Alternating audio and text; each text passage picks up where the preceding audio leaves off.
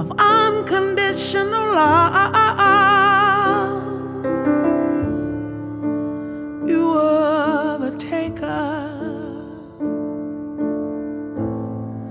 and you couldn't get enough. Captured me with your spell, my cup running full, the mightiest way. I've been a fool for so long, I don't know what's right, baby, and what is wrong. I guess that sometimes a broken heart, it's the only way out. It's the only way out. Well, sometimes a broken heart is the only way out.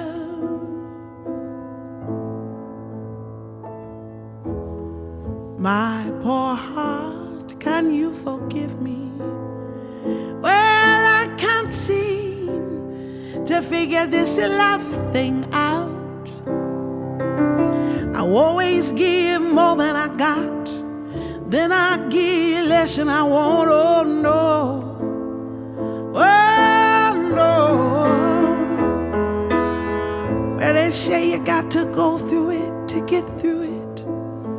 Well, let me cry my tears, sorrow take my hand.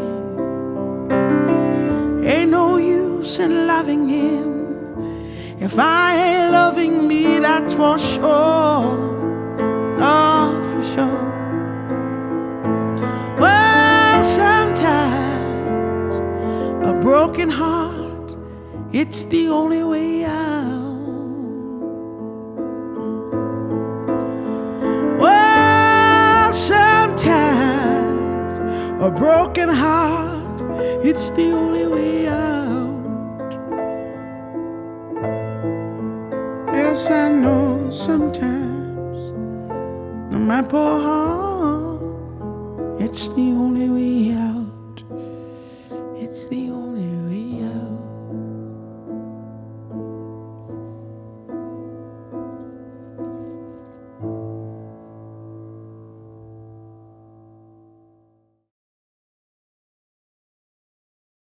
Hi, I'm Demi Harvey. I am a host and digital editor for Indie 102.3, and I am here with Danielle Ponder. Hey, girl. Hey. How are you? I am so good. Good. You know, just doing so much better now that I've heard you perform. You've woken me up. Really good. How are you? I am doing well. I'm happy to be here. Thank you for having me. Yeah, this is your first time in the performance studio. Yes, it's beautiful. I love it. We're glad to have you. We did play a song for you earlier on the Steinway. Very special performance from Danielle Ponder on our Steinway. Stripped down, beautiful, lovely. Thank you. But this is not your first time in Denver. I actually saw you in Globe Hall like maybe a month ago. Yes. Yeah. So how's it been back on the road? You know, we just started. I had like 5 days off, which was awesome. And just 5 days. Just 5 days. I got to see my mom and dad. And we're back with Marcus Mumford. We had a show in Boulder and a show in Denver last night. An amazing audience, really just so receptive. And that Globe Hall show actually a month ago was probably very one intimate. of the, it was intimate. It was a really important show for me because it was the first time I played a headlining show outside of New York State. Was it really? Yes, girl. Wow. Why Denver? I don't know. My booking agent booked us in Denver. I think because we did the tour before with St. Paul. Yeah. So it was just like, what markets have we hit as openers? So we cast it out to see if anybody was going to come, and it was a great crowd, and it was one of the best shows that I've had. Yeah, it was just seeing you live as well, because that was my first time seeing you perform live. And you asked the audience if anyone had seen you perform with St. Paul and the Broken Bones. And there were quite a few people there from that audience. And so, yeah, you're one, hilarious Thank when you were you. on the stage. That's all I want people to know about me is I'm funny. That's the best compliment. You were so funny. Honestly, about the stand-up voice. Did you comedian. laugh? Stand-up comedian. That's your second route of your, it's one, I sing, but I also will go and do a performance and make you laugh. It's so great. But yeah, how do you harness that confidence to be so personable with your audiences? You know, honestly, I've been performing for a long time. I've been performing for over 15 years. So I feel like I'm in my living room. Sometimes I'm like, damn, I probably shouldn't have said that because I get so comfortable. But I love it so much. I love the people so much.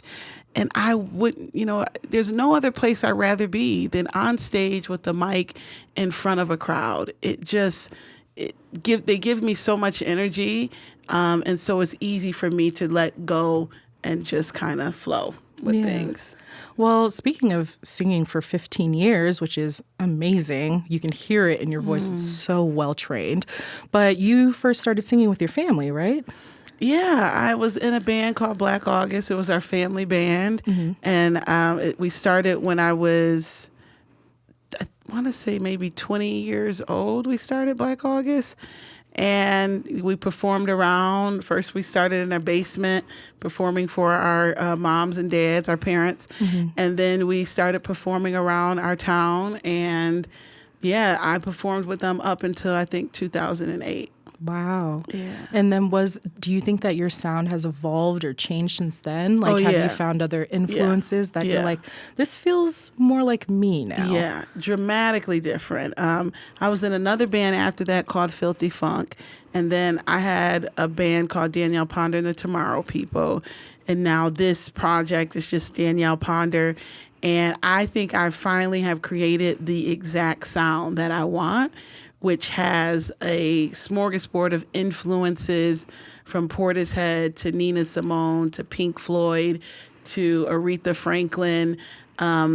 Just really all of the sounds that have shaped me in the past few years. Yeah. And I also heard that I have a funny story. So I'm classically trained in opera, and I'm now a new host on Indie, and it's taken me forever to get used to hearing. Classically trained in opera. I Just know. drop that real quick. Don't ask me to I mean, sing. Your girl don't do that anymore. Okay. But it took me forever to get used to hearing my voice, and I hear that you had the same issue as well. So how did you overcome that? You know, when I was singing live, I always sang in my voice. But when I recorded, as soon as that red light came on, I felt like I had to make my voice sound different. I wanted it to sound cuter. Like it, everyone was listening to like R&B singers, and I had this old gospel sounding voice. And people would actually pick on me about it. And so I had an insecurity about it. And it took me years to really embrace that on the recorded material, to say, actually, this sounds kind of cool to have this kind of vintage voice, but on top of fresher, newer sounds. So yeah, it took me a moment, and now I'm just like kind of falling in love with my voice. I love that. I love that you didn't feel any of those external critics so that you changed your voice in any kind of way, because you sound so beautiful and it makes your voice so uniquely you. So thank you so much. I'm glad that you embraced it. Thank you. And okay, we have to talk about the fact that you were a public defender before you got like into music seriously. Yeah. What? How? I was. Music has just always been like a part of my life. I never thought it was going to be my full-time job. I just thought, this is something fun I do. It's like a side hustle. So I was always focused on school, and then I went to law school, and then I practiced as a public defender. And I did not know I would take this path until about 2016, where I was like, every weekend we're playing. And in our hometown, we're selling out shows. And then we were going to Europe, and we were doing very well over there. And it was like, something's got to give. I can't do both. It was getting to the point where I couldn't do both. And music is my first love. It's the thing I'm most passionate about. So I had to make that choice to leave. But I'm also very passionate about criminal justice issues and reform. And I hope that through this path, I can still lend a voice to that movement. I was actually going to ask, so have you found any similarities to your background in being a public defender and being in the music industry now? Has there been anything that's been helpful that you've learned from both of those industries? Well, I guess there's two things. One, quickly, is the ability to be strategic about what I do. I think you get that from law school. You get that from being a lawyer, is trying to understand strategy and what's the best choices to make. And I think I enter music meetings with that mindset and probably ask more questions than they were expecting. But the second thing is, I think both being a public defender and being a musician involve the art of storytelling, telling stories in a way that your audience feels it, and your audience feels empathy for whatever the person, whoever the person in your story is. Because as a public defender, an opening statement can be just like a song, right? You got a hook. I always had hooks in my opening statement. Yes. The most popular hook we ever heard in a closing was "If it doesn't fit, you must have quit." That's a whole hook right there, right? Somebody could have turned that into a song. That's a whole album right there. Right. So when Johnny Cochran did that, he's doing what we do with music. We're giving something that people can walk away with, remember, that stays in their head. But the other thing we're doing is taking an experience that you haven't had, but in a way showing you that you could have been there. This could have happened to you, right? Yeah. And I think that elicits compassion from people. And when I get on stage and I sing about my broken heart, I want to sing it in a way where the audience is like, damn, I remember when that happened to me. So to me, there's a line that connects the two of storytelling and empathy. Yeah. Oh, we're going to get into that because you have a debut brand new album that's out right now. Some of Us Are Brave. And oh my gosh, just the listen through the first time, you can just feel that your soul is out in this album. So how does it feel to have this out in the world and have people listening to it and critiquing it? And I love it. yeah? It's so exciting. It is exciting. It feels so good to put your heart into something, to work so hard on it. And I had a great team working with me, Avis, who's played with us today, Edward Quinn, Luca. I had my whole Future Classic team, my management team, great people who worked on this project with me. But it feels so good to pour your heart, your soul, to tell all your business, child. Yes. All your business to the world, because this ain't, none of this is fiction. This is exactly what I was going through, and have people receive it because that's so affirming for me. So far it's been beautiful, and I can't think of a better thing to be on earth than a musician. It's just the shit. Yes. Can you say that on here? That's fine.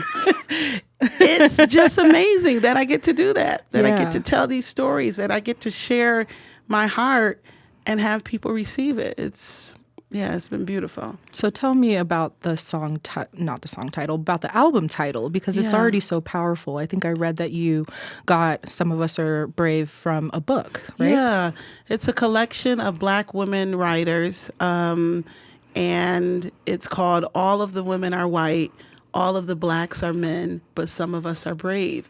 And it was really one of the first books to talk about intersectionality, the fact that Black women, being Black and being women, we have different experiences that are unique to us.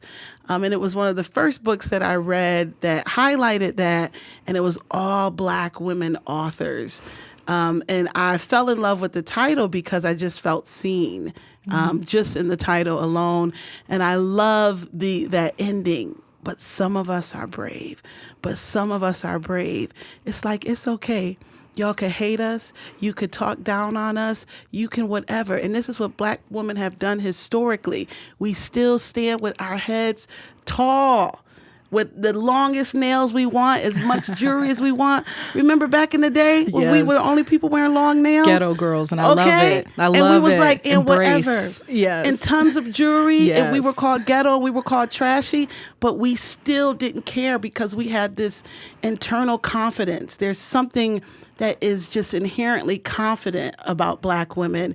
And that title, Do What You May, Some of Us Are Brave. Yeah. And I just fell in love with it.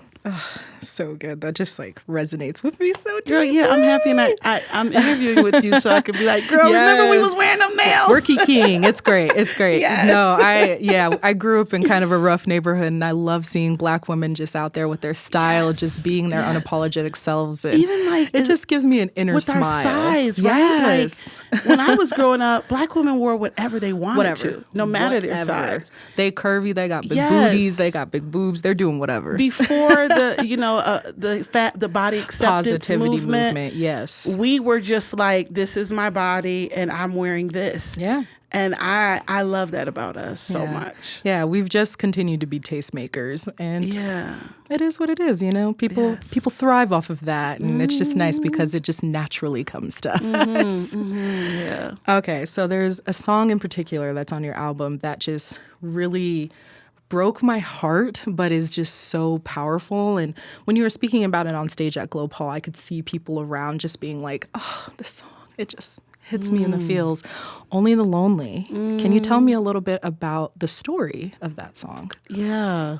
I wrote Only the Lonely when I was in a relationship that was no longer fulfilling to me, but I was so afraid to leave it. I was afraid for many reasons, but primarily I did not think I would find anybody else, and I felt like this was as good as I could get, right? And so my own insecurities made me stay in the relationship, and it took me 3 years, child. 3 years to finally say, I gotta go. And that song was the beginning. When I wrote that song, sitting in the house that I was where I was living with my partner, it was like, I sometimes write songs that tell me what to do. And that song told me exactly what to do. And I know a lot of people are in that position, especially as you get older. Mm-hmm. Child, who want to be out here at 40 going on dating apps? Okay? And crying. It's fine. Yeah. But we all deserve fulfilling relationships. We deserve, if we're going to give our heart to someone, for it to really be cherished and loved and to feel good about it. And then one thing I know is they keep coming. Yeah. I don't know why we think like we'll never this find is the anyone. End. When never history gonna tells love us again. they keep coming. The Yes. men keep coming. Yes. The women keep coming. It's an endless pool. Endless Exactly. pool. Someone will be up next, Yes. and hopefully it'll last. Yeah. And you can always find it later in life. I think that you have also found a love of music a little later in life. And so I think that speaks volumes to people who think that this might be the end for them. It's like, no, you can achieve success and achieve love at any stage in life. Absolutely. So that's great. I think that's part of my testimony is that it can get greater later. Yeah. Like, I didn't think I'd sign a record deal at 39, that I'd be on the radio at 40 years old, or that I'd be, selling out shows in other cities at 40 years old. Touring the world. Yeah. I met a woman the other day who was in her 50s and just getting married for the first time. And we teach people that life ends after like 30, it's over. And there's so much more ahead of us. Yeah. And I'm learning that every day. Yeah. What a joy. And this has been such a gift to talk to you. Oh, thank you. Thank you so much for visiting the studio. Thank y'all so much for having me. Yes. Danielle Ponder. Once again, stream Some of Us Are Brave, which is out right now. Yes. And also you're on tour with Marcus Mumford. I am. Through the fall. So if you don't know, go ahead and check out those city dates on danielleponder.com. And we have another performance coming up after this from Danielle as well, so stick around with Avis on the piano. It's beautiful. And if you want more indie sessions, make sure to check out indie1023.org. Thanks for hanging out. Bye.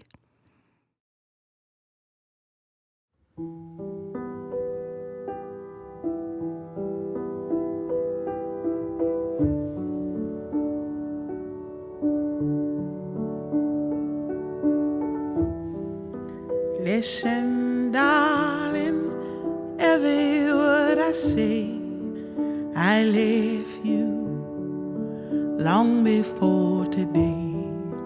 My sweet darling, don't even try to sway. Love is lost, and I must walk away. I know I've said it once before, but now I feel it more and more. I know I've said it all before, but now I feel it more and more.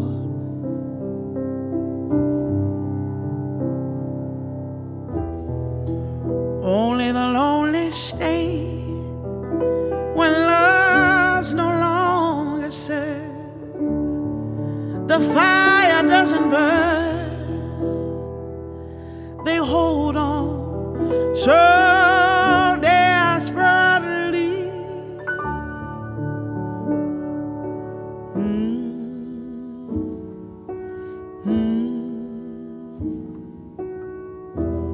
There's a truth in the dark, it's gonna break you down, so steal your heart. You don't love me, you just lonely. That's what my man say. Your daddy left you guilty. That's what you don't see. And I give up trying, 'cause I'm feeling worlds apart. And you'll never call it, though you're staring at the clock. I know I've said it all before, but now I feel it. Only the lonely stay when love's no longer served. The fire doesn't burn, they hold on so desperately. And only the lonely stay when love's no longer served. The fire doesn't burn, they hold on so desperately.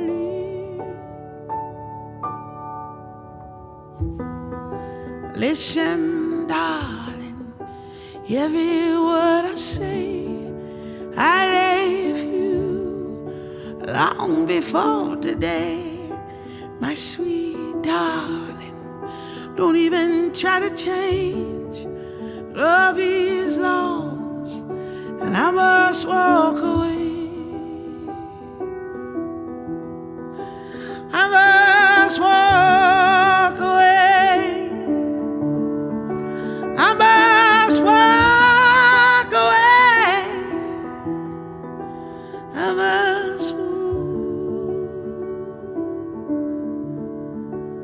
must walk away.